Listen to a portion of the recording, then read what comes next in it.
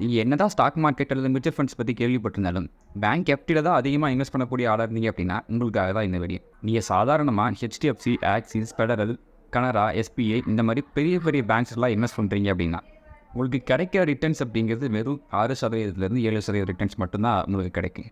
So நான் சொல்கிற method வழியாக இன்வெஸ்ட் பண்ணுறீங்க அப்படின்னா உங்களுக்கு 8-9% வரைக்கும் கூட கிடைக்கிறதுக்கான வாய்ப்புகள் அப்படிங்கிறது அதிகமாக இருக்கும். ஸோ நீங்கள் பேங்க்ஸ் அப்படிங்கிறத ஒரு விதத்தில் புரிஞ்சுக்கணும். என்னைக்காவது நீங்கள் பேங்க்கில் கடன் வாங்குறீங்க அப்படின்னா எப்போவுமே ஸ்மால் ஃபினான்ஸ் பேங்க்லேயோ அல்லது என்பிஎஃப்சிலேயோ கடன் வாங்காமல் பெரிய பெரிய பேங்க்ஸில் தான் நீங்கள் கடன் வாங்கணும்.